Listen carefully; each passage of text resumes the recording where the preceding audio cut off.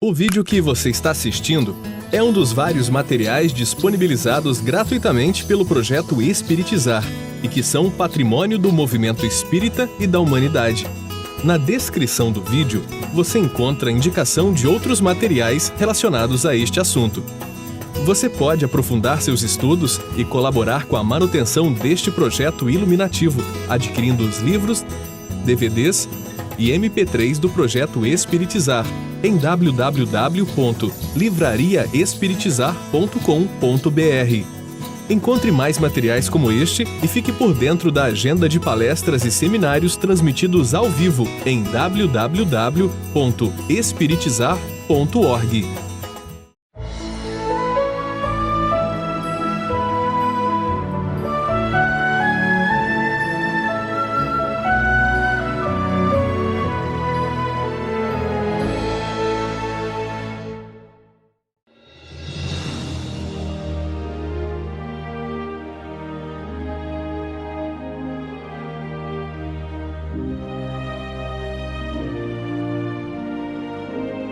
Nós vamos estudar vários casos de médiuns que fracassaram na sua tarefa mediúnica, porque não seguiram os preceitos evangélicos e kardecianos.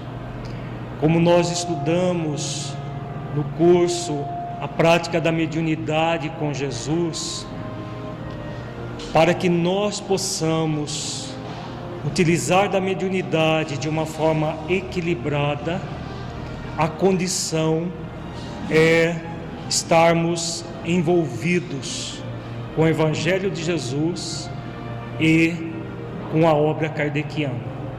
Se nós nos afastarmos do Evangelho de Jesus e da codificação kardeciana, nós ficamos sem rumo em se tratando de mediunidade. Nós vamos estudar os casos com o espírito de compaixão e de caridade, porque são pessoas que estão muitas reencarnadas, a maioria delas ainda desencarnadas, e tudo aquilo que nós pensarmos e sentirmos por essas pessoas, elas vão receber a nossa emoção, o nosso pensamento de carinho, de compaixão, ou o nosso pensamento de julgamento, de condenação delas. Então, é importante que nós lembremos sempre, poderia ser eu no lugar dela, para que nós possamos realmente estudar os casos, trazendo para o nosso dia a dia, trazendo para a nossa vida, para, ao refletirmos sobre eles, possamos aprender. Por isso que esses casos estão descritos nas obras mediúnicas, particularmente duas obras mediúnicas que nós vamos utilizar ao longo do nosso curso: o livro Os Mensageiros de André Luiz e Tormentos da Obsessão de Filomeno de Miranda. Todos esses casos estão descritos exatamente para que nós possamos aprender com eles, não para julgar as pessoas e condená-las, mesmo que seja em nível dos nossos pensamentos. Todas as vezes que nós nos afastarmos desse caminho que é o Evangelho e do Pentateuco kardeciano, que é para nós espíritas o caminho para que sigamos o Evangelho em espírito e verdade, o que pode acontecer conosco? Então, sempre é importante que nós reflitamos que eu posso estar numa condição dessa mais para frente, quando desencarnar, e muitas vezes nem perceber que passei a vida inteira num processo de obsessão silenciosa. Nós vamos ver pelos casos que a maioria dos processos obsessivos foram silenciosos. O que significa obsessão silenciosa? a pessoa não se dá conta que está obsidiada. Ela não percebe. Porque os casos de subjugação, em que a pessoa entra numa alienação mental muito específica, muito definida, são minoria. Esses casos de subjugação em que a pessoa entra na alienação mental. A grande maioria dos fenômenos obsessivos são silenciosos. Às vezes outras pessoas percebem, mas o dono do problema é o último a saber. Normalmente, ele só vai saber quando alcança a dimensão espiritual, quando é aprisionado pelos espíritos que o obsidiaram durante a encarnação inteira. Praticamente todos os casos, com exceção de 1 ou 2, isso aconteceu. Então é preciso que nós reflitamos muito nessa questão, porque se nós formos fazer uma enquete aqui nesse auditório e perguntar se a pessoa percebe algum processo de obsessão acontecendo consigo mesma, dificilmente nós vamos encontrar um sim a resposta sim a essa pergunta, porque a maioria dos fenômenos obsessivos são imperceptíveis porque nós não temos olhos de ver. Eles são muito flagrantes, mas como nós não temos olhos de ver, ouvidos para ouvir, como Jesus diz lá no próprio Evangelho, passa batido. A gente não percebe, só vai perceber quando na dimensão espiritual os espíritos nos envolvem e nos levam muitas vezes para situações muito dolorosas, nas trevas, nas regiões umbralinas, mas principalmente nas próprias trevas. Porque todo médium que não utiliza da mediunidade terapêutica à luz do Evangelho de Jesus, ele está sob a ação das sombras, porque não existe neutralidade em termos mediúnicos. Ou nós seguimos o Evangelho de Jesus e servimos a Deus, ou vamos servir a Mamon. Não há meio termo, médium mais ou menos que serve a Deus e serve a Mamon. Ou nós seguimos a mediunidade terapêutica com Jesus e aí vamos ser médiuns úteis, e nós vamos ver muito claramente ao longo do curso tudo isso, ou nós vamos ser servos inúteis e vamos, na verdade, sermos servos dos espíritos das sombras, porque a própria neutralidade em se tratando de mediunidade já é um mal, porque todos nós que temos em algum nível a mediunidade ostensiva, renascemos no mundo para realizar o bem no limite das nossas forças. No limite das nossas forças. Isso é uma realidade para todos. Quando nós nos afastamos dessa condição, o resultado será sempre um mal. Seja aquele mal deliberado, que nós praticamos o mal, seja o mal de não ter praticado o bem, mas sempre será um mal. Todo movimento de um médium para fugir ao serviço, por menor que seja essa fuga, é um mal. É um mal que ele está fazendo para ele mesmo. É um mal que o médium pratica pela inação. Na verdade, todo mal que nós praticamos, seja ativamente, seja passivamente, nós estamos praticando contra nós mesmos. É claro que se alguém vem com uma tarefa mediúnica e não realiza aquilo que é para realizar, esse mal vai chegar até a coletividade.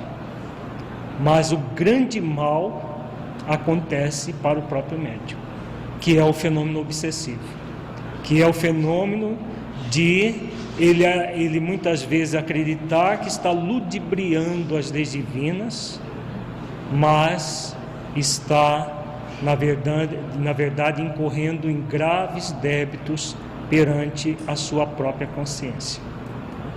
Então, ao longo de todo o nosso curso, nós vamos ver isso de uma forma muito prática, estudando esses casos desses irmãos e irmãs que em algum momento se perderam deles mesmos. Em vez de buscar o autoencontro amoroso, o autoacolhimento amoroso, indo ao encontro do Evangelho de Jesus, foram de encontro ao Evangelho de Jesus. Agiram contrariamente ao próprio Evangelho. O Evangelho não como um processo mitológico, mas como uma síntese das leis divinas presentes na nossa própria consciência. Então, todos nós somos convidados a vivenciar a mediunidade dessa forma, que ela seja terapêutica. Ao longo desses 2 cursos, que todos estão gravados em DVD, aqueles que não assistiram poderão assistir, principalmente a prática da mediunidade com Jesus, que nós trabalhamos bastante essas questões atinentes ao nosso movimento de autoacolhimento amoroso, para que possamos realmente servir com equilíbrio. E no outro curso das reuniões mediúnicas, nós trabalhamos bastante também a utilização da mediunidade nas nossas vidas, de uma forma prática, para que nós possamos evoluir. O curso completo chama-se A Prática da Mediunidade Terapêutica com Jesus. No primeiro módulo, nós trabalhamos diretamente a mediunidade com Jesus. Na segunda etapa, as atividades mediúnicas como instrumento de transformação interior de nós mesmos. E agora vamos estudar os casos de pessoas que fracassaram na atividade mediúnica, para que nós utilizemos os exemplos delas e não façamos o mesmo.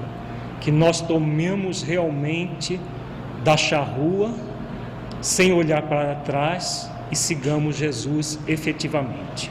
Nós vamos começar fazendo algumas reflexões sobre o Livro dos Médiuns de Allan Kardec, que eles nos itens 237 a 240 e 243 fala sobre a obsessão, relacionando a obsessão aos processos mediúnicos. A obsessão apresenta caracteres diversos que é preciso distinguir e que resultam do grau de constrangimento e da natureza dos efeitos que produz. A palavra obsessão é, de certo modo, um termo genérico, pelo qual se designa esta espécie de fenômeno, cujas principais variedades são a obsessão simples, a fascinação e a subjugação. Então, Allan Kardec, ele classificou os fenômenos obsessivos em 3 níveis: simples, fascinação e subjugação. Como nós falávamos agora há pouco, a grande maioria dos fenômenos obsessivos são silenciosos, porque são poucos aqueles, principalmente médiuns, que têm uma tarefa, que chega num processo de subjugação a curto prazo. A subjugação sempre vai acontecer a longo prazo. Normalmente acontece no final da vida do médium, quando já não há mais tempo para fazer alguma coisa nesta existência. Porque durante todo o período da existência do médium que tem uma tarefa mediúnica, os processos de obsessão são simples e de fascinação. Quando nós ouvimos a palavra simples, dá a impressão que é uma coisa sem muita importância. Porque a nossa mente funciona por associação e comparação, e todas as vezes que a gente ouve a palavra simples, dá a impressão que é alguma coisa simplista. É importante entender a palavra simples aqui, não como um processo pueril, como algo simplista. É simples no sentido do fenômeno obsessivo. Existe o fenômeno de subjugação, que o espírito toma as faculdades mentais da pessoa. E existem os dois outros processos, que é a obsessão simples e a fascinação, em que a pessoa permanece, entre aspas, lúcida. Mas é uma lucidez parcial, porque ela fica sob o comando de espíritos das sombras. Então essa é uma lucidez muito relativa. Por isso que é um processo obsessivo. Existe um constrangimento mental.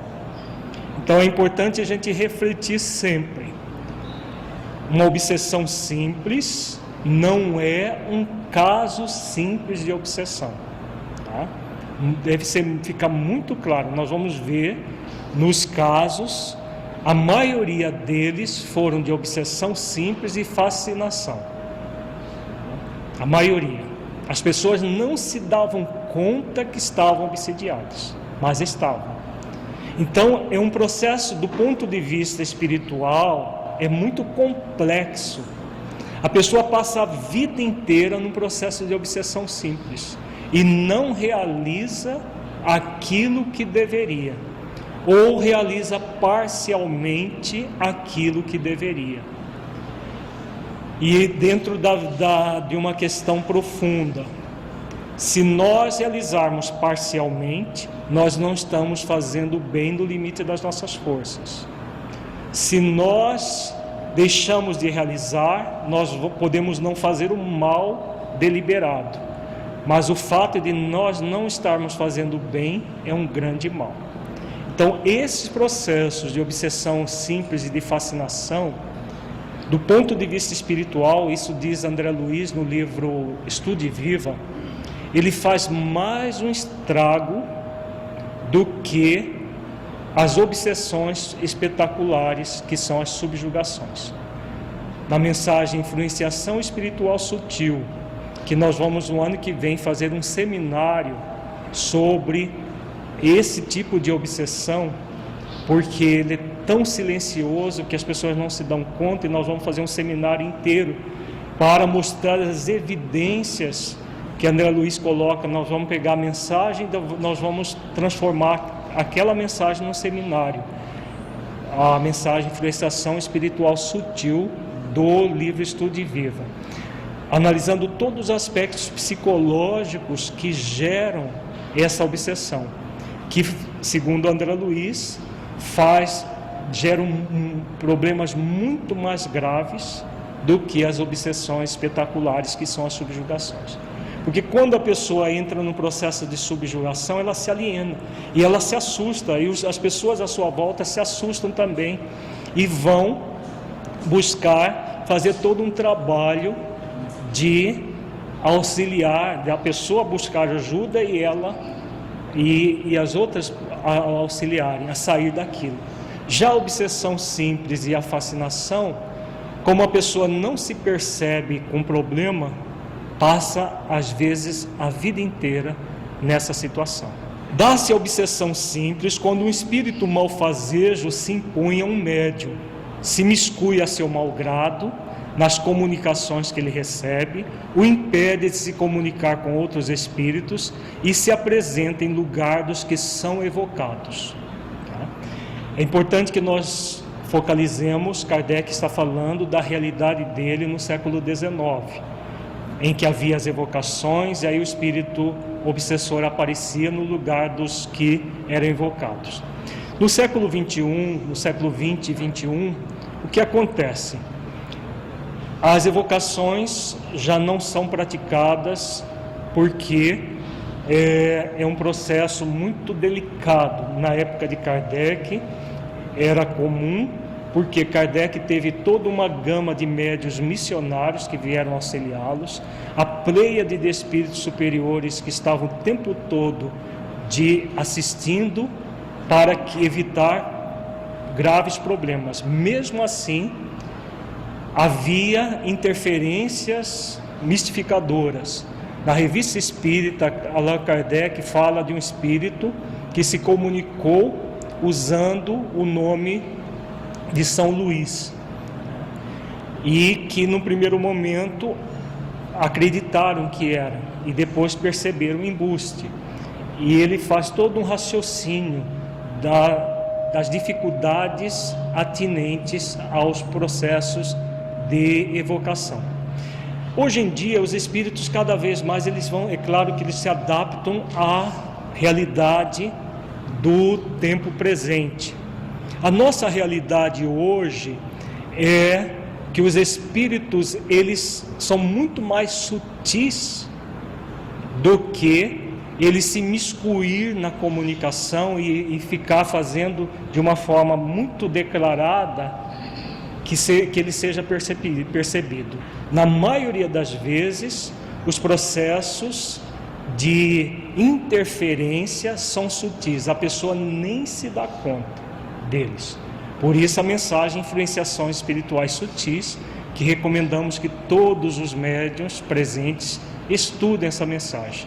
E, se possível, que estejam no ano que vem no seminário que nós vamos ministrar sobre o assunto, para que nós entendamos todo o processo dessa simplicidade do ponto de vista do fenômeno, mas de uma complexidade muito grande em termos de formas de atuação que os espíritos podem nos assediar.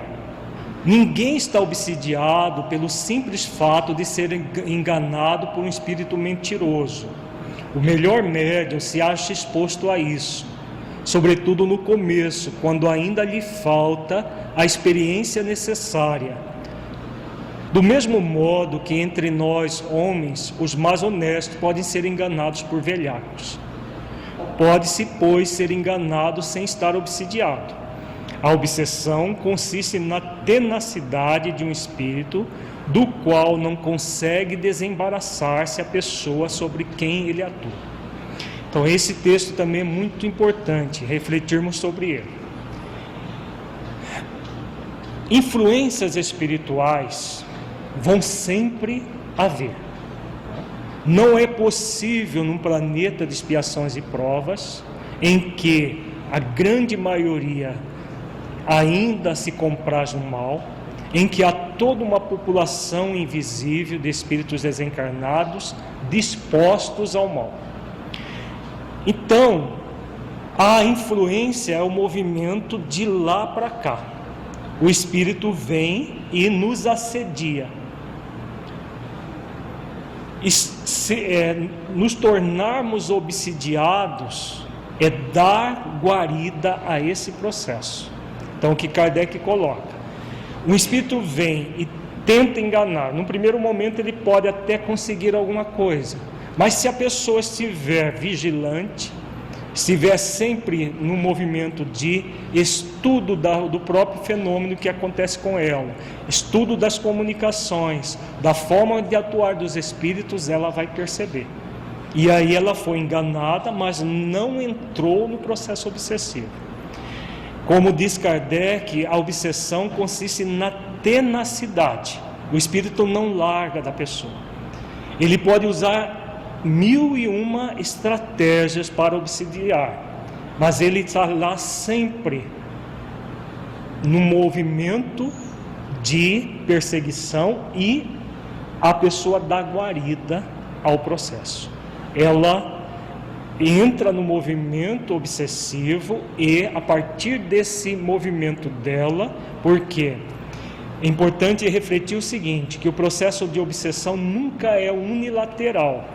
Há uma ideia no movimento espírita ainda hoje de que a obsessão é unilateral, é causada pelos obsessores, e que basta afastar os obsessores ou doutrinar os obsessores, tudo está resolvido.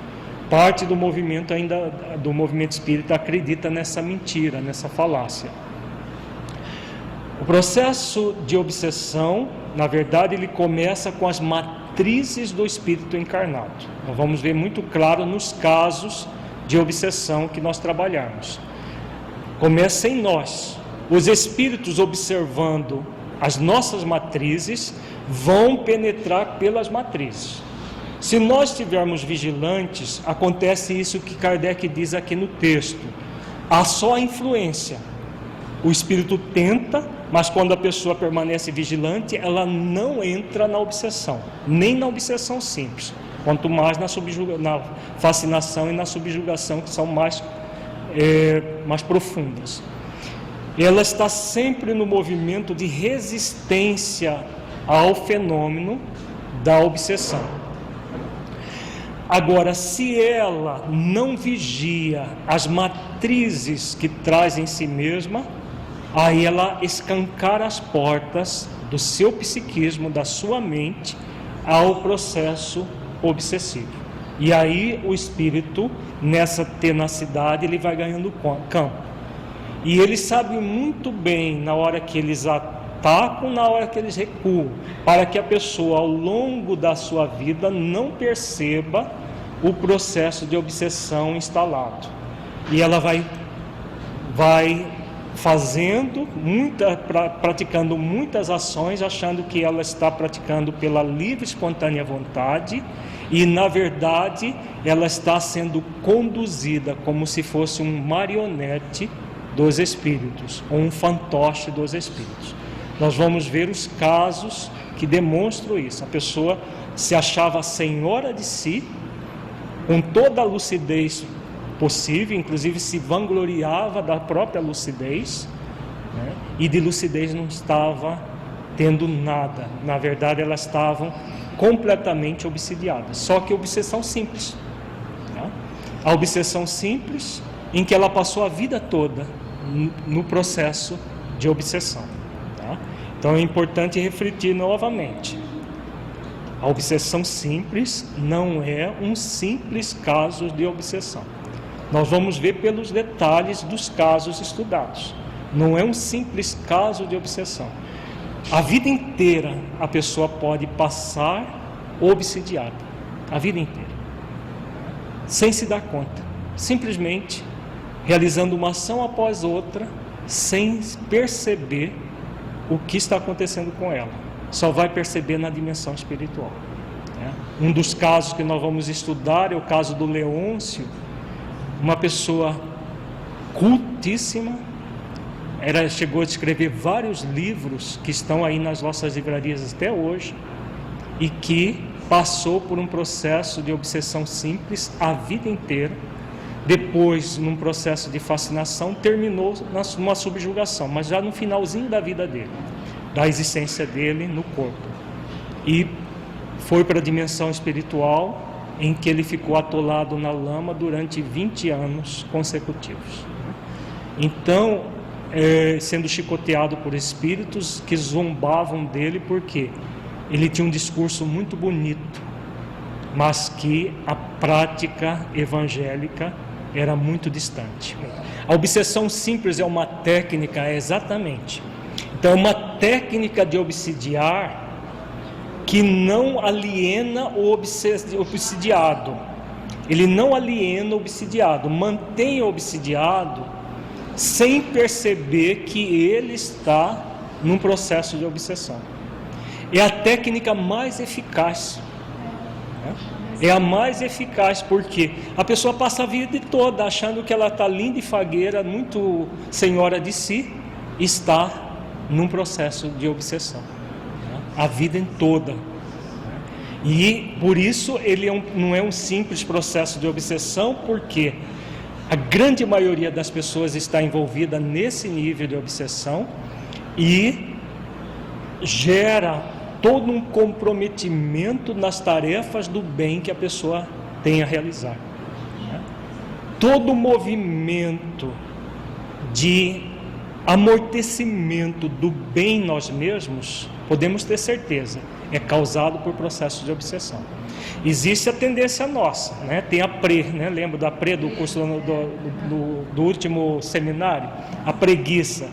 tem as nossas matrizes, mas todo esse processo ele é muito influenciado pelos espíritos, que reduzem a nossa possibilidade de trabalho, de transformação, de realizações no bem.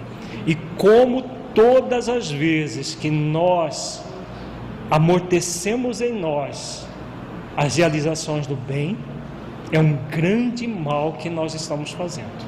É um grande mal. Tá? Mesmo que formos para a dimensão espiritual e formos socorridos pela misericórdia divina, como nós vamos ver o primeiro caso, a pessoa não precisou passar pelas trevas nem pelo umbral, foi socorrido pela providência divina, pela misericórdia divina, mas no íntimo a pessoa não se sente bem. E aí o transtorno mental, emocional, psicológico que a pessoa tem não vale a pena, a pessoa não fazer esforços para realizar o bem no limite das suas forças.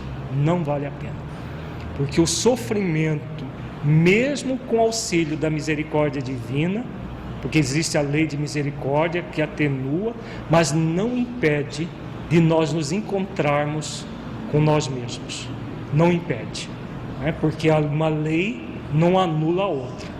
A lei de misericórdia não vai anular a lei de justiça, nem a lei de causa e efeito. Se nós não trabalharmos as causas dos problemas que mantemos, os efeitos virão. Então, todo esse processo da obsessão simples, como a Odete bem lembrou, é uma técnica de obsessão. E uma técnica mais eficaz. Mas nós vamos trabalhar a obsessão simples mais no curso, no seminário do ano que vem. Vamos trabalhar hoje mais a questão da mediunidade e do trabalho do bem que a mediunidade nos convida. Na obsessão simples, o médium sabe muito bem que se acha presa de um espírito mentiroso e esse não se disfarça. De nenhuma forma dissimula suas más intenções e o seu propósito de contrariar. O médium reconhece sem dificuldade a felonia e, como se mantém em guarda, raramente é enganado. Este gênero de obsessão é, portanto, apenas desagradável, não tem outro inconveniente, além do que opor obstáculos às comunicações que se desejara receber de espíritos sérios ou dos afeiçoados. Aqui, novamente, é importante nos reportarmos ao século XIX.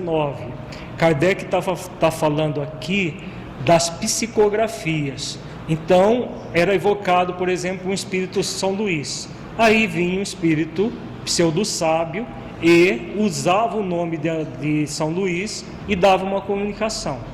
As pessoas sérias e compenetradas logo percebiam e não eram enganadas. Então, esse processo, na época, nas psicografias, só eram enganadas as pessoas que eram muito crédulas. Hoje, o processo de obsessão, nós vamos ver alguns detalhes sobre isso que Filomeno de Miranda coloca e de uma comunicação que nós obtivemos na nossa reunião mediúnica aqui na Federação. A estratégia dos espíritos, elas vão mudando de acordo com as épocas. Dificilmente um espírito hoje atua para se fazer perceptível. A não ser aqueles casos do espírito de grupos muito levianos ou grupos não sérios e que os espíritos eles estão ali, vem um espírito, faz uma fala, eles acreditam que é o benfeitor, o espírito entra no jogo e aí entra num processo de obsessão simples, como se um benfeitor estivesse comunicando naquele grupo e na verdade é um espírito pseudo-sábio. Esses casos existem, mas é uma minoria. Nas pessoas sérias que estão compenetradas de um trabalho sério, os fenômenos obsessivos simples, eles vão ser muito mais sutis. Por isso André Luiz escreve aquela mensagem, influenciação espiritual sutil. Por isso também Filomeno de Miranda, na obra Nas Fronteiras da Loucura, ele faz também uma análise na apresentação dessa obra, muito importante, de como se instala o processo de obsessão simples. E nós vamos ver nos casos que na obsessão simples, os espíritos eles ficam às ocultas. E o próprio Kardec, no Livro dos Médiuns, ele usa uma figura, como um gato tocaia o rato. E exatamente, em vários textos do Livro dos Médiuns, Kardec fala também dessa obsessão que é silenciosa, principalmente no processo de fascinação. Os espíritos evoluem as suas técnicas ao longo do tempo e eles vão utilizar de tecnologias que ainda não conhecemos na Terra, sim, exatamente isso. Nós vamos ver um caso, que é o caso do Ambrósio, em que os espíritos implantaram chips de computador no cérebro perispiritual do médium, produzindo uma hipnose contumaz, que ele não se dava conta. Um processo muito complexo de obsessão simples, por mais paradoxal que possa parecer, mas é um complexo processo de obsessão simples. Ele não se dava conta, a ponto de implantar um chip de computador no seu cérebro para produzir monoideias, que ao longo do tempo foi fascinando o médium e terminou subjugado. Sempre vai terminar subjugado, mas normalmente essa subjugação acontece já lá no final da vida, quando a pessoa olha para trás e nem se reconhece, do trabalho que deveria fazer. Às vezes a pessoa vai se alienando tão devagar que ela não se dá conta, mas chega no final ela está alienada, sem mais condições de volta nesta existência, só numa próxima existência. A fascinação tem consequências muito mais graves. É uma ilusão produzida pela ação direta do espírito sobre o pensamento do médium e que, de certa maneira, lhe paralisa o raciocínio relativamente às comunicações. Então vejamos, a fascinação já é muito mais grave. A fascinação já é o aprofundamento da obsessão simples, mas ainda silenciosa, porque a pessoa não se aliena, ela permanece acreditando que está lúcida. Na verdade, ela está totalmente envolvida pelo espírito, a ponto de Allan Kardec, no livro A Gênese, colocar que a fascinação é pior do que o processo de fascinação é pior do que as piores subjugações. É pior do que as piores subjugações. Ele coloca literalmente em A Gênese isso. Exatamente por quê? A fascinação já é um aprofundamento da obsessão simples. A pessoa vai vivendo como se não tivesse obsidiada, ela não se dá conta, ela não faz esforço de transformação, e aí vai aprofundando o fenômeno obsessivo. Aí ela começa já, se não fizer uma vigilância e trabalhar o processo, e depende também da estratégia dos espíritos, porque, como nós vamos ver no caso do Leôncio, a estratégia dos espíritos foi mantê-lo numa obsessão simples, quase fascinação, mas não era fascinação, a ponto dele fazer coisas aberrantes do ponto de vista do bom senso. Ele não fazia coisas aberrantes do ponto de vista do bom senso, mas fazia coisas aberrantes do ponto de vista evangélico, que ele não se dava conta, por causa da obsessão simples e da fascinação, mas uma fascinação sutil, diferente daquele médium fascinado que começa a escrever coisas de pseudo-sábios que chocam a razão, que é a fascinação franca daquela pessoa que vai aprofundando o fenômeno, e começa a escrever coisas absurdas que chocam a razão, e a pessoa um pouco mais lúcida vai perceber. Existem esses fenômenos intrincados em que é uma mescla de obsessão simples e de fascinação. Porque é importante entender o fenômeno as 3 classificações de Allan Kardec como algo didático. E toda didática é reducionista. Parece que termina a obsessão simples, começa a fascinação. Termina a fascinação, começa a subjugação. As coisas não são assim. Há todo um processo de uma interface entre a obsessão simples, a fascinação e a subjugação, que vai aos poucos se aprofundando. Então, dependendo da estratégia que o espírito quer usar, o movimento vai ser de obsessão simples, às vezes a vida inteira. Uma quase fascinação, mas não uma fascinação franca, como nós temos os detalhes no Livro dos Médiuns. E depois, cada vez mais eles apertam o cerco e produzem a subjugação já no final da vida da pessoa. O médium fascinado não acredita que o estejam enganando. O espírito tem a arte de lhe inspirar confiança cega, que o impede de ver o embuste e de compreender o absurdo do que escreve, ainda quando esse absurdo salte aos olhos de toda a gente. A ilusão pode mesmo ir até o ponto de o fazer achar sublime a linguagem mais ridícula. Então aqui é a franca fascinação, que o médium praticamente começa a escrever absurdos e ele acha que é a coisa mais maravilhosa do mundo. Como existem muitos hoje escrevendo livros e mais livros que estão aí nas livrarias como se fosse uma literatura espírita, mas que de espiritismo não tem nada. É uma literatura de espíritos pseudo-sábios. Hoje nós temos aos centenas médiuns desses no movimento brasileiro e até internacional. Então essa confiança cega. Agora, a grande maioria dos casos, nos médiuns que tem uma tarefa mais intensa, os processos são mais sutis. Nós estamos falando de médiuns que têm uma vigilância, que têm um trabalho sério, mas que muitas vezes, apesar disso tudo, se envolvem em processos de obsessão simples que a pessoa nem se dá conta. Então, nós já chamamos a atenção para fenômenos que acontecem ligados à obsessão simples. Por exemplo, o sono. Nós estamos percebendo na plateia várias pessoas cochilando, Só para chamar a atenção, não para chamar a atenção da pessoa, mas é um dos processos, dos sinais que nós percebemos, processos de obsessão simples.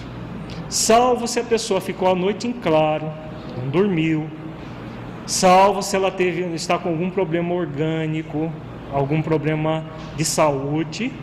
Os sonos em seminários, principalmente com esse tema, não são fisiológicos, são hipnóticos. E todo processo hipnótico é um processo de obsessão silenciosa. Então é muito importante é aquilo que André Luiz diz no livro Estude e Viva: estude a você mesmo e se ajude. Porque às vezes a pessoa se entrega, ela sente um sono, que sono gostoso, deixa até deitar na cadeira, A pessoa até deita um pouco na cadeira para auxiliar o obsessor, deita no ombro do companheiro do lado para auxiliar o obsessor.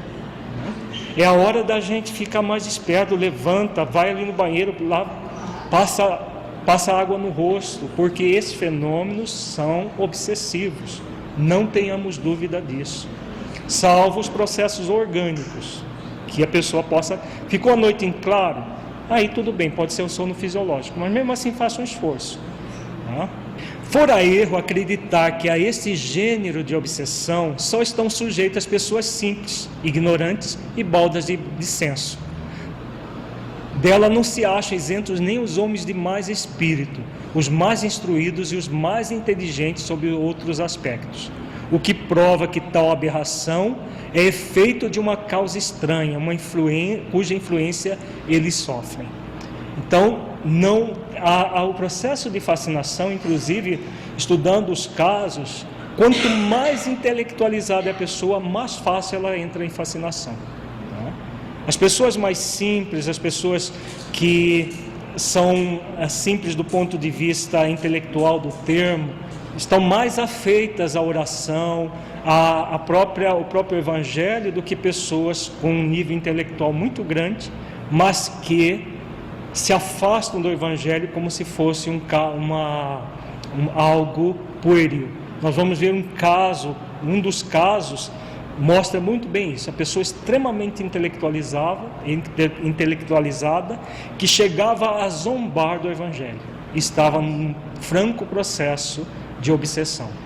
No caso da pessoa que é mais intelectualizada, ela é mais difícil de sair do processo de obsessão exatamente pelo intelectualismo, é exatamente isso, porque a pessoa mais simples, ela até ouve o conselho dos outros, ela tem uma abertura maior para ouvir outras pessoas, até para vigiar mais e orar com mais eficiência. A pessoa intelectualizada, ela cria falácias, ela cria justificativas, ela não aceita a opinião do outro, porque afinal ela é melhor do que o outro, ela é mais sábia do que o outro. Como que o outro ousa falar coisas que ela já sabe? A gente vê pelos médiuns fascinados que estão escrevendo livros por aí. Qualquer pessoa que faça uma análise do livro, que não é do médium, é do livro, elas se voltam como verdadeiras feras humanas contra quem ousou analisar a obra dela e falar que a obra dela é de um pseudo-sábio. Exatamente por quê? Porque ela se acha, como diz os adolescentes, ela se acha demais. Então, ela acha que ela é superior aos outros e que os outros são todos uma ralé de pessoas ignorantes. O caso do Leôncio é bem exemplar nesse aspecto. Então ele cria 1001 artifícios para manter o processo obsessivo, sem se dar conta dele, do próprio processo. E ela vai se envolvendo, e aqueles que podem lhe abrir os olhos, como diz Kardec, ela se afasta, ela rechaça, porque exatamente por causa desse intelectualismo, que não significa intelectualidade. A intelectualidade é a razão, é o bom senso, é o uso da inteligência. Nós não vamos perceber que o problema não é o intelecto. O intelecto é uma das asas do espírito, como diz Emmanuel. Temos a asa do intelecto e do sentimento, no sentido simbólico do termo. Nós evoluímos com a razão e com a emoção, juntando as duas, da sabedoria. Porque senão nós vamos fazer uma apologia à ignorância, não é por aí. O problema é intelectualismo. Qual é a diferença entre intelectualidade e intelectualismo? Intelectualidade é o cultivo ao intelecto, é se aprimorar mais, é aprender, é fazer esforços para conhecer a verdade. Isso é intelectualidade. O intelectualismo é o culto ao intelecto. Mas qual intelecto? O próprio. A pessoa cultiva o próprio intelecto como se ele fosse melhor do que os outros, mais capaz do que os outros, mais inteligente que os outros. Tem alguns casos, nós vamos ver, que a pessoa zombava do evangelho, porque achava o evangelho pueril, sem a mínima noção do significado do evangelho. Outros zombavam de Allan Kardec. Não, Allan Kardec está ultrapassado, é só bobagem que ele disse, serve para o século XIX, não serve para hoje. Pessoa que não tem a mínima noção do que está falando. Se acham extremamente intelectuais, mas elas cultivam o intelecto como se elas fossem sábias, e o resto, até Jesus, um pseudo-sábio para elas. Então elas criam essas falácias, e aí o processo obsessivo vai franco. E essas obsessões silenciosas, que ela só vai se dar conta quando desencarnar, porque ela vai ficar presa desses espíritos e vai ficar sofrendo de uma forma muito intensa, anos a fio, muitas vezes. Se orgulho, que é uma matriz do intelectualismo, exatamente. Orgulho, vaidade, presunção, todos esses sentimentos fazem com que a pessoa se enalteça, em detrimento de tudo mais, até do Evangelho, até da codificação kardeciana. Poderíamos entender o afastamento do Evangelho como um processo de utilizar o Evangelho para os outros, para afastar espíritos, sem trazer o Evangelho para dentro das nossas vidas, para nos transformarmos à luz do Evangelho. É exatamente isso. É uma das formas, porque existe aqueles que se afastam do Evangelho colocando o Evangelho como ultrapassado, um monte de coisas pueris não aplicáveis. Esses são aqueles que se afastam explicitamente do Evangelho. Existem aqueles que se afastam implicitamente. Usam o Evangelho, fazem preleção do Evangelho, pegam o Evangelho e ficam lendo o Evangelho para pretensamente afastar os espíritos obsessores. Tem gente que usa o Evangelho como amuleto, né? Kardec diz muito claro que o Evangelho, qualquer situação de amuleto, de fora para dentro, não é útil. E tem muita gente que pega o Evangelho como amuleto, começa a ler página por página, em voz alta, desesperado para que espíritos possam se afastar. Em vez de ler uma página e meditar sobre ela para poder se transformar. Então é um fenômeno muito comum, né, e ligado aos processos obsessivos, inclusive esses obsessivos simples, em que a pessoa cria falácias, cria mentiras e acreditam fielmente nelas e acreditam que estão fazendo um bom trabalho. Só vão perceber na dimensão espiritual que foram servos inúteis, porque estavam focados na forma e não na essência. E hoje em dia é uma das estratégias que mais os espíritos têm se utilizado. Eles não têm afastado as pessoas do movimento espírita, eles têm mantido as pessoas no movimento de uma forma superficial. Enquanto a gente acha que lendo o Evangelho em voz alta nós estamos nos renovando, eles estão ganhando campo. Enquanto nós estamos falando para os outros, sem utilização na própria vida daquilo que falamos, eles estão ganhando campo. E nós entrando num processo cada vez mais de obsessão simples, mas muito complexo. Já dissemos que muito mais graves são as consequências da fascinação. Efetivamente, graças à ilusão que dela decorre, o espírito conduz o indivíduo de quem ele chegou a apoderar-se, como faria com um cego, e pode levá-lo a aceitar as doutrinas mais estranhas, as teorias mais falsas, como se fosse a única expressão da verdade. Ainda mais, pode levá-lo a situações ridículas, comprometedoras e até perigosas. Então, na fascinação, vai cada vez mais o espírito ganhando campo e conduzindo o médium, conduzindo o obsidiado, fascinado, né? E cada vez falseando mais a tarefa do médium. Compreende-se facilmente toda a diferença que existe entre a obsessão simples e a fascinação. Compreende-se também que os espíritos que produzem esses dois efeitos devem diferir de caráter. Na primeira, o espírito que se agarra à pessoa não passa de um importuno pela sua tenacidade de quem aquela se impacienta por desembaraçar-se. Na segunda, a coisa é muito diversa. Então, aqui Kardec, repetindo mais uma vez, ele está falando do fenômeno na generalidade. Porque se é um espírito intruso que apenas quer ali aparecer, um espírito leviano, isso aqui se aplica. Agora, se for um espírito inimigo do passado da pessoa, um comparsa do passado, que não quer que ela se aprimore, os processos vão ser muito mais intrincados. Nós vamos ver no caso do Leôncio, particularmente, esses fenômenos aconteceram. Eram comparsas dele que o cercaram de um processo de obsessão simples, mas eram espíritos muito vinculados a ele. Não era um espírito leviano que estava tentando ali se divertir, tá? Isso que Kardec diz aqui nesse texto tem a ver com os espíritos levianos que querem se divertir, e se eles não conseguem enganar, logo eles vão buscar outra pessoa. A grande maioria dos fenômenos obsessivos não são desse tipo. A grande maioria são de espíritos inimigos nossos ou comparsas nossos que não querem a nossa melhoria.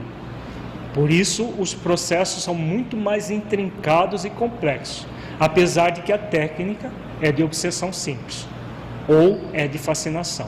Então, por isso que a pessoa permanece num processo de lucidez, mas é uma lucidez parcial, porque só é lúcido de fato, com L maiúsculo, aquele que pode ter influência, mas não se deixa obsidiar, seja por qualquer tipo de técnica, simples, fascinação ou subjugação. Para chegar a tais fins, preciso é que o espírito seja destro, ardiloso e profundamente hipócrita, porquanto não pode operar a mudança e fazer-se acolhido, senão por meio da máscara que toma e de um falso aspecto de virtude.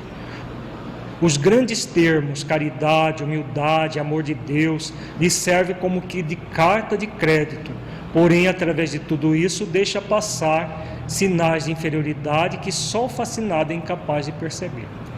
Então, tenhamos plena consciência, tirando os espíritos levianos, brincalhões, que têm a sua classificação lá no item 100 do Livro dos Espíritos, os espíritos pseudo-sábios e os espíritos inferiores, aqueles empedernidos no mal, eles são dessa forma como Kardec coloca aqui: ardilosos, destros e profundamente hipócritas. Profundamente hipócritas. Então eles não têm pejo nenhum de falar de Deus, de Jesus, do amor, do Evangelho, da caridade, de tudo que possa nos tocar para melhor influenciar.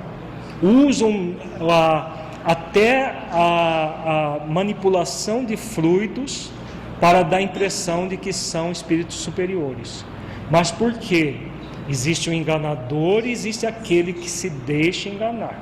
Porque se a pessoa se ligar ao processo de transformação interior, os benfeitores espirituais, ela não vai ser enganada. Mas o problema é que poucos aqueles que vigiam e oram para não entrar nas tentações da fascinação e da obsessão simples.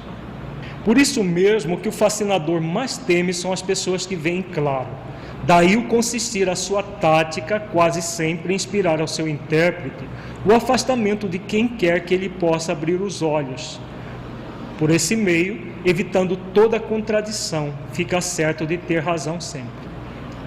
Então a tendência da pessoa que está migrando da obsessão simples para a fascinação, mesmo que essa fascinação seja mais sutil, é se afastar daqueles que podem lhe abrir os olhos.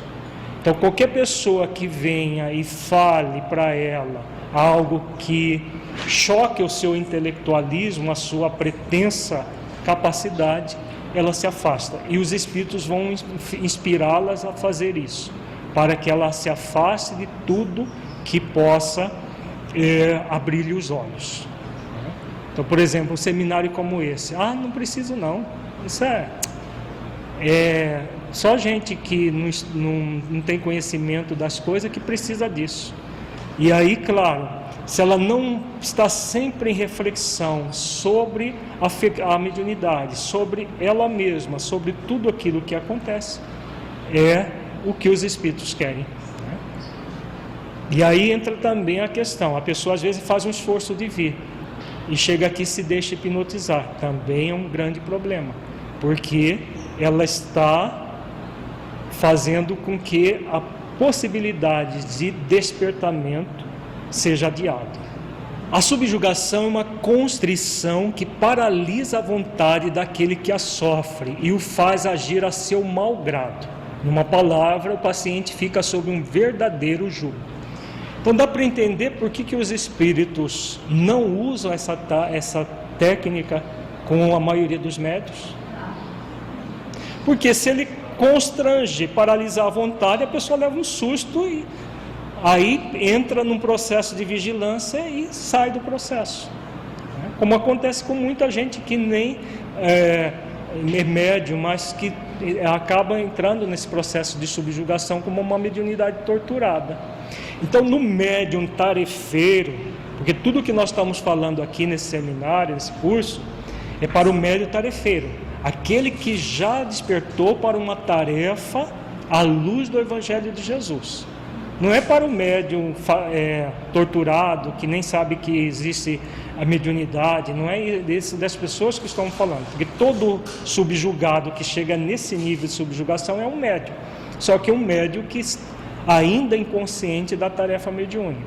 Tudo que nós estamos falando é para a nossa realidade de médiuns que estamos nos centros espíritas, que estamos sendo convidados a uma tarefa mediúnica, e que muitas vezes também nos achamos que estamos muito bem, que estamos cumprindo com o nosso dever, como nós vamos ver um caso, que inclusive foi queixar para a ministra veneranda que ele tinha cumprido o dever, e onde já se viu não ser recebido com privilégios e regalias no mundo espiritual.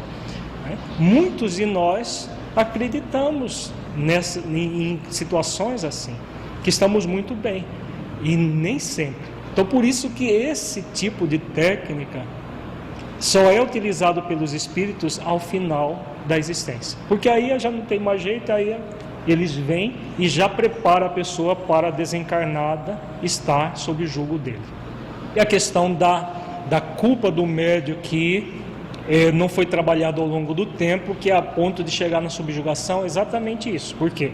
Os processos de obsessão estão intimamente ligados a sentimento de culpa. Nós vamos ver ao longo de todos os casos que nós vamos estudar.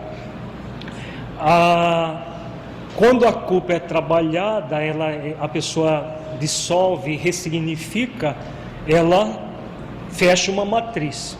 Mas normalmente nesses processos de obsessão simples, como a pessoa não realiza o bem no limite das forças, e ela prometeu de fazer isso quando estava encarnada, o que vai acontecendo? Porque nós temos uma cultura de culpa tão grande, a pessoa vai ficando num nível, às vezes até subconsciente, criando um processo de ansiedade de consciência.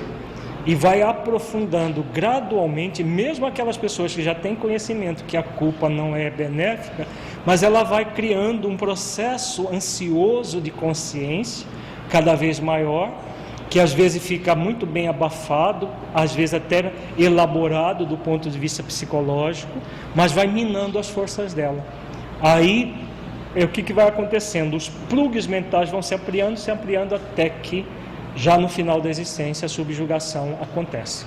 Mas no início do compromisso mediúnico, dificilmente o médium que tem tarefa e que passa por esses processos de obsessão simples e de fascinação sutil, eles vão entrar em subjugação no início.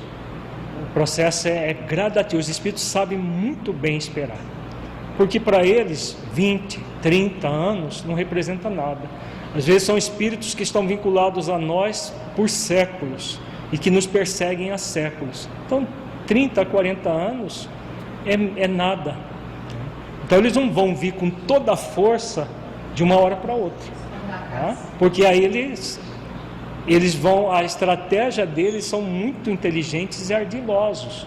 Então por isso a situação que parece que não é profunda, mas como nós estamos vendo, é mais profunda do que a subjugação, até, porque não oferece resistência. Essa tática dos espíritos obsessores não subjugarem também tem a ver com a própria a atuação das trevas no movimento espírita? Exatamente isso. Porque o médium fascinado, o médium que passa por obsessão simples, ele se atém a ele mesmo. O que ele faz? Ele é muitas vezes até um formador de opinião. Tem seguidores, às vezes há centenas. Então o estrago do ponto de vista individual é muito maior. Do ponto de vista coletivo é incalculável o estrago. Então, para as trevas, percebamos que existe um duplo objetivo. Para o espírito vingador, que muitas vezes ele se une a outros das trevas que querem manter a humanidade num processo de desequilíbrio. Então ele se une as estratégias e faz uma estratégia única. Ao mesmo tempo que estão trabalhando na individualidade de cada pessoa para fazer com que ela não realize o bem que deveria, ao mesmo tempo produzindo maior soma de mal. Por quê? Se a ignorância ela é divulgada como sabedoria, o mal que se faz com isso é incalculável. É o que está acontecendo com muitos médiuns no movimento espírita hoje, produzindo mal incalculável e parecendo que estão fazendo bem. Então, parte do movimento que se lança a processos obsessivos muito intrincados, eles pensam que estão fazendo bem, porque os espíritos, como nós vimos, são hipócritas, são ardilosos e muito capazes do ponto de vista do mal, inteligentes, capazes nesse ponto de vista, e aí o estrago é intenso, imenso, por causa de toda a irradiação do mal que se faz. Então isso é seríssimo para todos os médiuns. Não é só ele se tornar um obsidiado a mais, é todo o mal produzido a partir da obsessão de um médium. Se o médium que tem uma projeção nacional se obsidia, o estrago é enorme. Se o médium que tem uma projeção apenas local no próprio centro espírita, vai ser um estrago pequeno, mas coletivo ali no centro espírita muitas vezes. Mas como esses hoje tem muitos obsidiados de projeção nacional, é incalculável, porque as obras que esses médiuns têm produzido têm vendido às centenas de milhares. Uma das obras, nós ficamos sabendo que no lançamento de uma das obras fascinadas de um médium, que nós não vamos falar o nome, no lançamento vendeu 30 mil exemplares. É um romance que fala sobre as trevas de um médium fascinado, e isso chama a atenção de muita gente. Então imagina, no lançamento da obra, ela já deve ter vendido mais de 100 mil exemplares. Agora imaginemos quanta gente envolvida pelo espírito obsessor, e esses médiuns, eles são instrumentos disso, o quanto de mal está sendo produzido, por causa da ausência de vigilância, da ausência da prática da mediunidade com Jesus. Porque esses médiuns, a mediunidade é neutra. O que nós fazemos com a mediunidade é escolha de cada um de nós. Então esses médiuns têm o mesmo potencial para trabalhar com Jesus. Eles vieram para trabalhar com Jesus e desviaram do caminho. Não estão subjugados, porque é muito útil que eles se mantenham, entre aspas, lúcidos do ponto de vista intelectual. Porque se forem subjugados, acaba uma mina de ouro para os espíritos das sombras. Um grande instrumento de destruição é anulado. Então eles vão ser mantidos lúcidos do ponto de vista intelectual e hebetados do ponto de vista moral há muito tempo e fazendo muitos estragos ainda. A subjugação pode ser moral ou corporal. No primeiro caso, o subjugado é constrangido a tomar resoluções muitas vezes absurdas e comprometedoras que, por uma espécie de ilusão, ele julga sensatas. É uma como fascinação.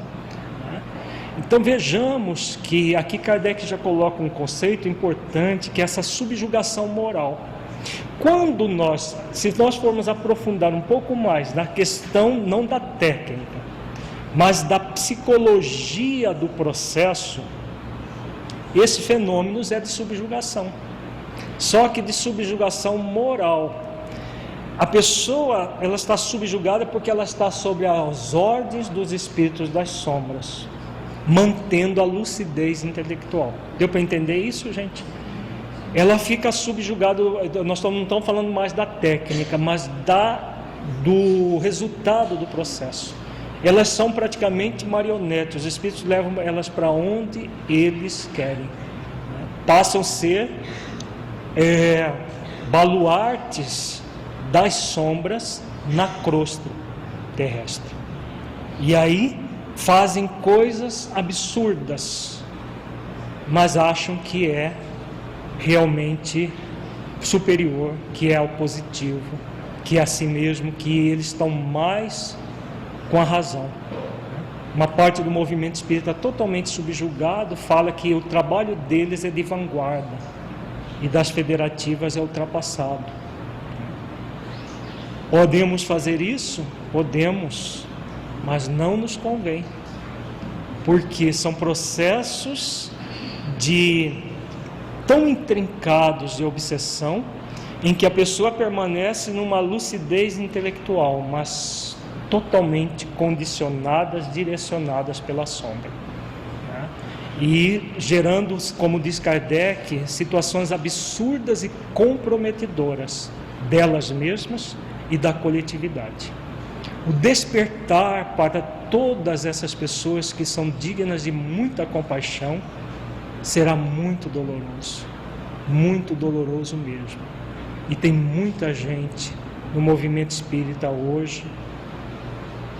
Podemos dizer, conversando esse dia com Divaldo Franco sobre esses fenômenos, ele que conhece o movimento com muito mais propriedade, ele falou que hoje em torno de 70% a 80% do movimento está comprometido em processos assim, infelizmente, praticamente sendo conduzidos pela sombra. 70% a 80%, e realmente, observando o movimento como um todo, nós chegamos a essa conclusão, que então, mais do que nunca, é necessário que nós realmente façamos esforços para seguir as orientações kardecianas e as orientações cristãs, porque a única forma de nós nos libertarmos dessa constrição e seguirmos avante na direção de uma prática espiritual mais consentânea com a proposta de Jesus para a Terra. No segundo caso, o espírito atua sobre os órgãos materiais e provoca movimentos involuntários. Vai às vezes mais longe, a subjugação corporal pode levar aos mais ridículos atos. Conhecemos um homem que não era jovem nem belo e que, sob o império de uma obsessão dessa natureza, se via constrangido por uma força irresistível a pôr-se de joelhos diante de uma moça e cujo respeito nenhuma pretensão nutria e pedi-la em casamento. Então, aqueles processos que a pessoa se aliena. Nesse caso aqui, o movimento espírita, de um modo geral, os tarefeiros, eles estão livres, porque esse tipo de obsessão paralisa o médium, né? No caso aí, a mina de ouro, para trazer desinformações para o movimento espírita. Outras vezes sentia nas costas e nos jarretes uma pressão enérgica que o forçava, não obstante a resistência que lhe opunha, a se ajoelhar e beijar o chão dos lugares públicos em presença da multidão. Esse homem passava por louco entre as pessoas de suas relações. Estamos, porém, convencidos de que absolutamente não era, porquanto tinha consciência plena do ridículo do que fazia contra a sua vontade, e com isso sofria horrivelmente. Então, aquelas subjugações espetaculares que André Luiz coloca é o caso relatado. Às vezes a pessoa fica alienada, não fala coisa com coisa, né? Isso tudo acontece, mas não é o usual do movimento espírita como um todo. Pergunta se as práticas visando, por exemplo, a cura do corpo, somente do corpo, outras práticas paralelas ao movimento espírita, como cromoterapia e outras, estão no rol das fascinações? Sim, está no rol das fascinações, e o movimento espírita muitas vezes se lança a isso acreditando que estão fazendo, as pessoas acreditando que estão fazendo a coisa mais importante do mundo, mais maravilhosa do mundo. Mas são estratégias da sombra para superficializar o movimento espírita, como nós veremos daqui a pouco. Vejamos agora um texto do livro Os Mensageiros, de André Luiz, que fala sobre a mediunidade e o espírito de serviço. Todo o processo de obsessão ligado à mediunidade está ligado à ausência ou uma diminuição do espírito de serviço. Porque o médium, nenhum médium veio para tirar férias na dimensão física. Não, eu vou passar umas férias lá na crosta terrestre. Nenhum médium. Ele veio para fazer o bem no limite das suas forças. Se para as pessoas comuns, não médiuns ostensivos, essa é uma convocação, é um convite e convocação que os benfeitores, os espíritos superiores da Terra fazem no Livro dos Espíritos, aliás, é uma proposta divina para todos nós, é uma proposta de Jesus para todos nós. Para o médium é mais intenso ainda, muito mais, porque o médium, ele vem com o sexto sentido, com capacidades maiores do que a pessoa normal, as pessoas comuns, as pessoas que não são paranormais como o médium é. Então, para manter o equilíbrio, só é possível que fazendo a ligação profunda entre a mediunidade e o espírito de serviço.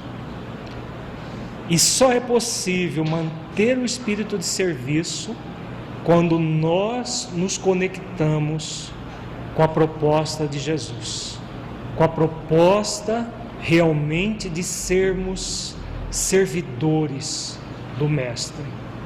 E Allan Kardec é a chave que abre essa porta para todos os médiuns. Sem Kardec e sem Jesus não há mediunidade equilibrada e espírito de serviço dentro do movimento espírita que nós estamos falando, tá, gente? Porque aí alguns podem alegar, mas tem um médium de Umbanda lá que é muito bom. Tá, tudo bem, mas é um médium de Umbanda. Tá? No livro Loucura e Obsessão, de Filomeno de Miranda, fala de uma dessas médiuns, que existem também, né? Que era um espírito de alta envergadura, momentaneamente encarnada, né? E que e os espíritos utilizavam do médium para socorrer. Mas nós estamos falando da nossa realidade dentro do movimento espírita, não de outras religiões, de outras pessoas, porque é a nós que devemos estudar e não os outros. O texto está no livro Os Mensageiros, de André Luiz, em que André Luiz se reporta ao centro dos mensageiros, onde se preparam médios e doutrinadores em nosso lar. Nas colônias espirituais medianas e mais elevadas, todas elas, André Luiz diz, que existem centros que preparam médios e doutrinadores para reencarnarem em tarefas mediúnicas dentro do movimento espírita, esses médios. Então vem como uma tarefa específica Todos os médiuns que estão no movimento espírita passaram por um desses centros no mundo espiritual, não necessariamente em nosso lar, mas nas diversas colônias espirituais que existem na dimensão espiritual. Nenhum deles pode alegar ignorância. Não, mas eu não fui preparado, eu sou um coitadinho. Fazer corpo mole nós fazemos, mas que fomos muito bem preparados, fomos. Todos os casos que nós estudamos aqui foram preparados. Será que nós somos exceção? Não, eu não fui. Por quê? Porque na verdade quer se desculpar. Então essa questão do centro dos mensageiros, de nós refletirmos isso, é para ter plena consciência de que nós não somos médiuns por acaso, nós não estamos na crosta encarnados para nos divertir, para usar o nosso tempo para puerilidades. Nós estamos para usar do nosso tempo com equilíbrio e bom senso. Qualquer movimento fora dessa tônica vai nos levar, pode nos levar a situações muito graves que depois nós vamos lamentar. O centro prepara entidades a fim de que se transformem em cartas vivas de socorro e auxílio aos que sofrem no umbral, na crosta e nas trevas. Acreditaria, porventura, que tanto trabalho se destinasse apenas à mera movimentação de noticiário?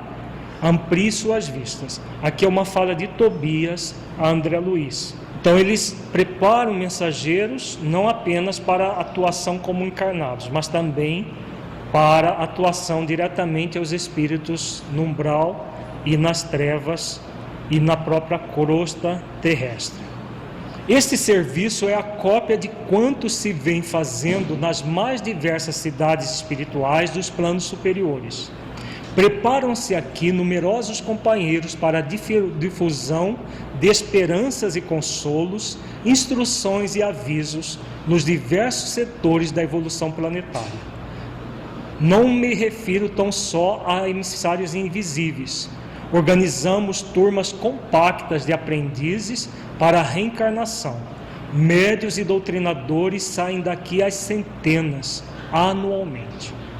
Vejamos, só de nosso lar saem as centenas. Nós temos tantos médiuns no bem, trabalhando, as centenas. Significa o quê?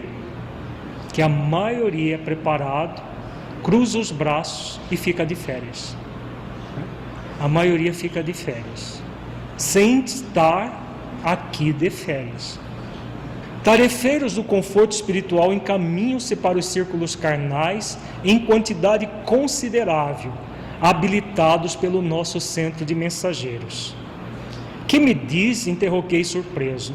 Segundo os seus informes, os trabalhos de esclarecimento espiritual devem estar muitíssimo adiantados no mundo. Então a pergunta, a exclamação de André Luiz é muito interessante. André Luiz, quando encarnado, não era espírita, então ele não conhecia o movimento espírita.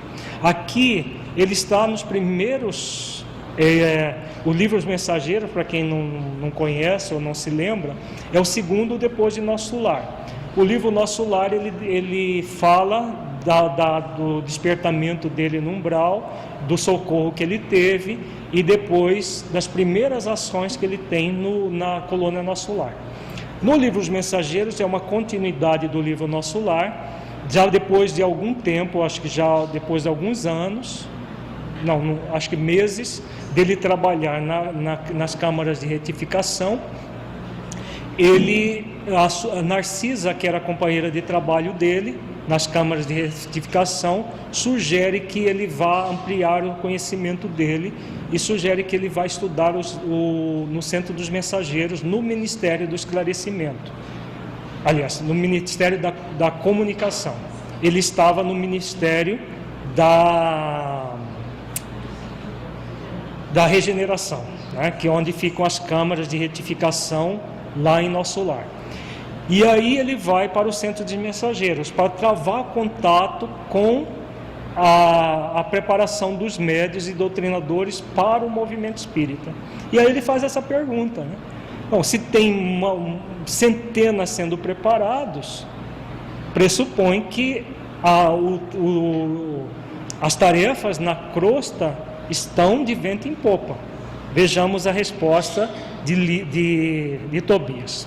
Fixou Tobias expressão singular, sorriu tranquilamente e explicou: você não ponderou, todavia, meu caro André, que essa preparação não constitui ainda a realização propriamente dita.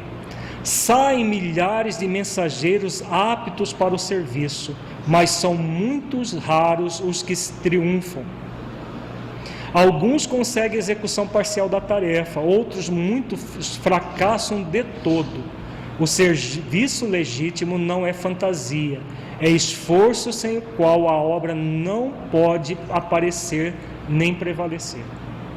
Então a fala é muito direta, né? Se milhares saem anualmente preparados, poucos aqueles que realizam a tarefa. Alguns realizam a tarefa parcial, poucos total, e a grande maioria fracassa. E nós vamos ver ao longo do dia de hoje e de amanhã por que tem fracassado tantos médios. Por que qualquer um de nós que estamos aqui nesse auditório podemos fracassar, ou podemos realizar só parte daquilo que prometemos e que fomos preparados para fazer. Por que de tudo isso? Longas fileiras de médios e doutrinadores para o mundo carnal partem daqui, com as necessárias instruções, porque os benfeitores da espiritualidade superior, para intensificarem a redenção humana, precisam de renúncia e de altruísmo. Quando os mensageiros se esquecem do espírito missionário e da dedicação aos semelhantes, costumam transformar-se em instrumentos inúteis.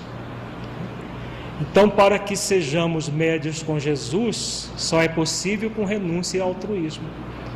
Só que são poucos aqueles que querem renunciar.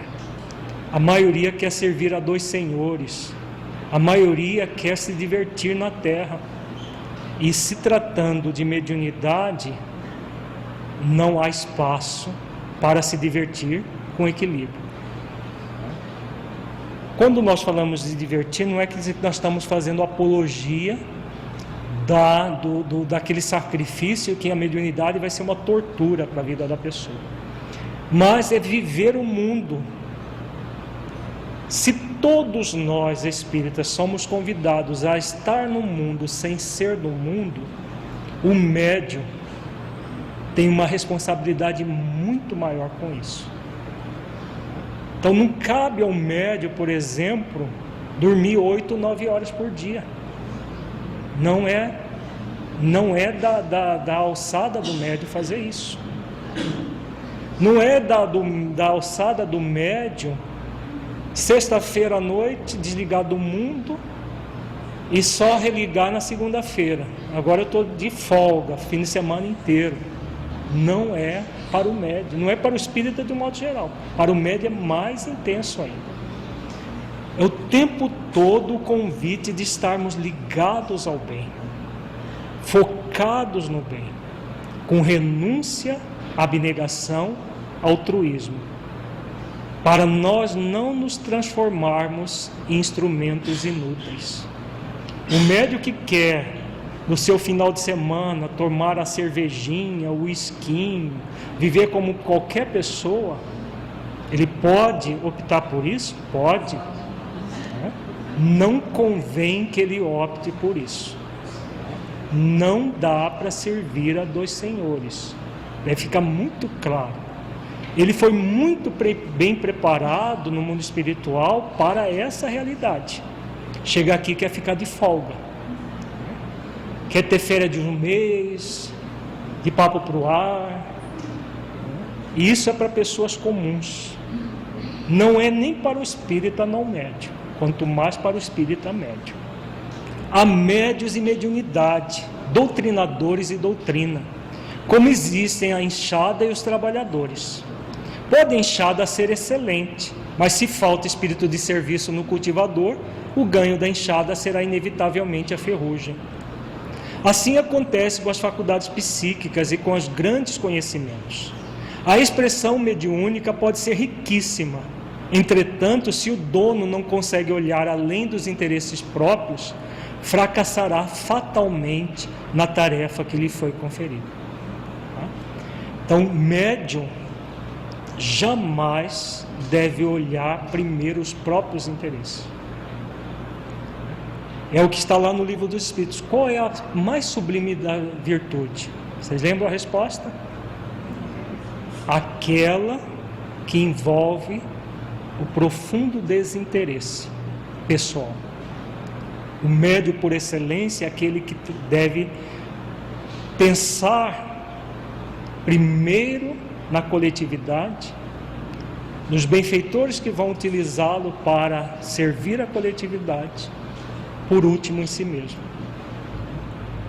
No seu sono, no seu momento de descanso, em todas as situações. Certa vez o Raul falou para nós que, visitando o Chico Xavier, no início da sua tarefa mediúnica, dessa tarefa como expositor e médium, Chico Xavier disse para ele: meu filho, comece a treinar insônia. Ele não entendeu nada. Não, treinar insônia? Eu quero dormir, eu gosto de dormir.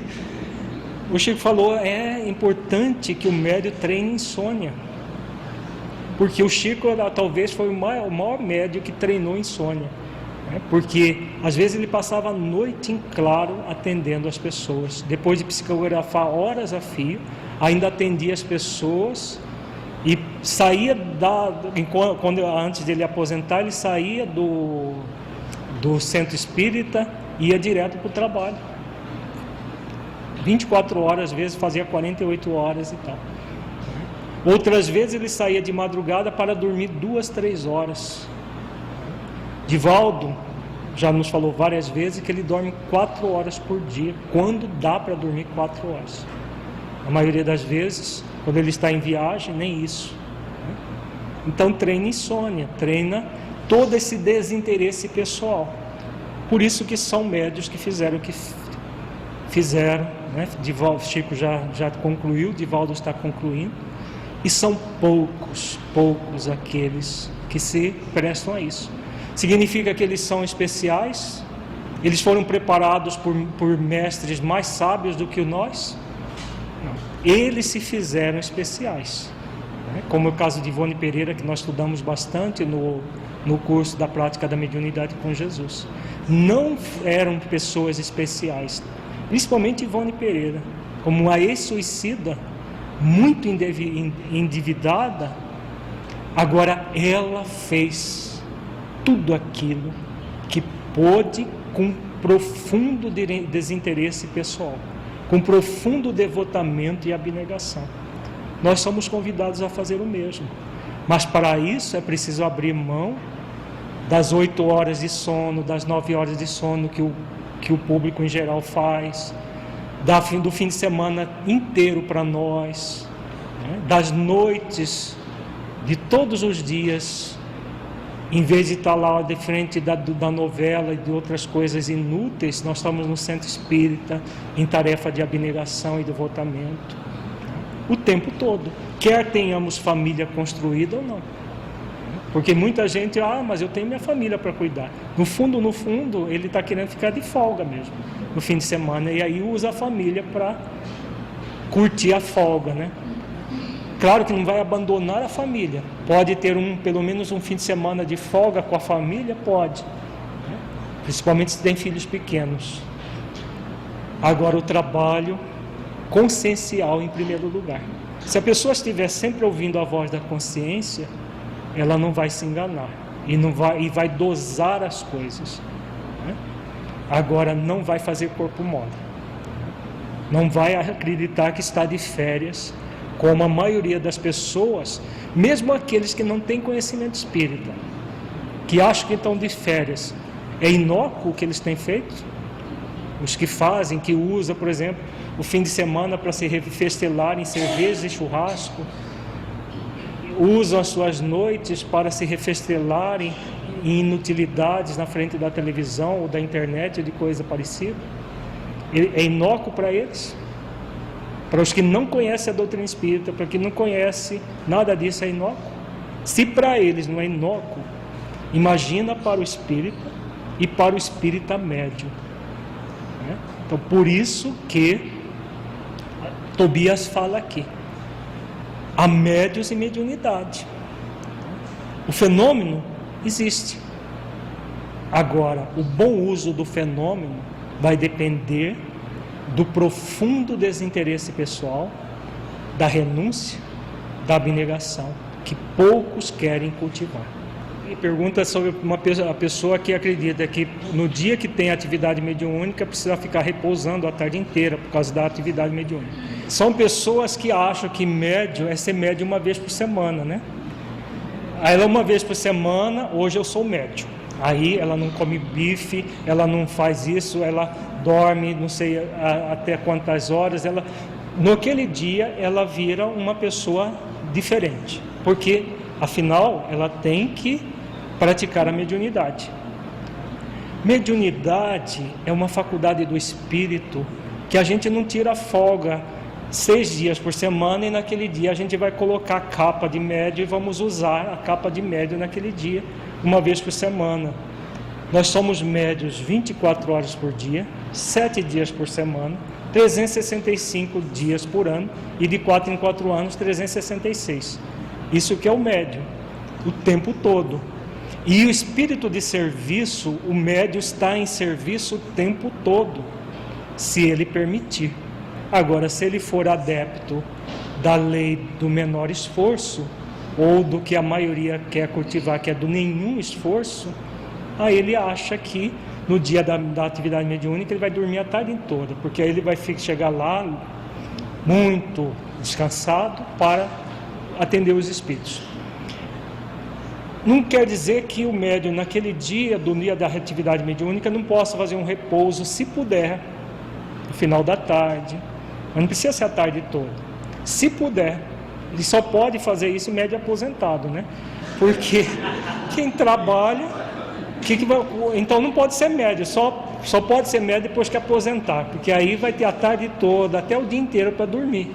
O médio que trabalha cotidianamente para ganhar o pão, né? Porque o médium sério, ele trabalha cotidianamente para ganhar o pão, ele não vai viver nem de favores, nem da sua mediunidade, ele não é um profissional.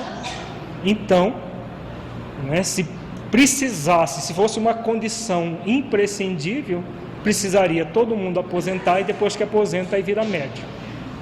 Não faz sentido, o bom senso mostra que isso não faz sentido. Então o repouso mais importante não é o repouso do corpo para o médium, é repouso do espírito, é aquele repouso que Jesus fala quando ele diz assim: tomai sobre vós o meu jugo e aprendei comigo, que sou manso e humilde de coração, e encontrareis repouso para a vossa alma, ou descanso para a vossa alma. Esse é o principal repouso, é o repouso moral, da serenidade de consciência, daquele que sabe aquilo que deve ser feito e trabalha muito mais do que os outros, repousa menos. Quanto mais repouso para a alma nós praticarmos, menos repouso para o corpo precisaremos. A gente vê por Divaldo, pelo Chico, por Ivone Pereira, eles trabalhavam às vezes até altas horas. O Divaldo trabalha até hoje, o Chico trabalha, a gente acabou de falar sobre eles. Não se consta que Chico passava mal depois de ficar horas a fio, trabalhando mediunicamente. Divaldo só dorme 4 horas por dia e está aí inteiro com 84 anos. Quantos de nós jovens com toda a vitalidade, eu não quero, não dou conta, acordar de madrugada para psicografar de jeito nenhum, é muito, né? E aí? Por isso, poucos aqueles que realmente fazem aquilo que é para ser feito. O verdadeiro cansaço é mental? Sim, é mental. E porque muitas vezes as pessoas que ficam, às vezes, o fim de semana inteiro, de papo pro ar, na beira de uma piscina, comendo churrasco e tomando as suas inhas de cada dia, cervejinha, pinguinha, cachaçinha e outras coisas mais, chegam na segunda-feira de manhã, elas estão em trapo, energeticamente falando. Por quê? Descansaram o fim de semana inteiro, mas estão um trapo, porque energeticamente foram vampirizadas o tempo todo, quer sejam médios ou não. E aí, energeticamente, vão estar muito pior. E às vezes o espírita que trabalha o fim de semana inteiro em atividades, chega na segunda-feira, está inteirão. Todo, a gente faz 12 horas de seminário, está pronto para fazer mais 4 no final da tarde de domingo, se for necessário. Por quê? Porque nós nos alimentamos com tudo isso, né? Esse é o alimento da alma real. Você trabalha e encontra o descanso para a alma, que é aquele descanso que nós devemos buscar.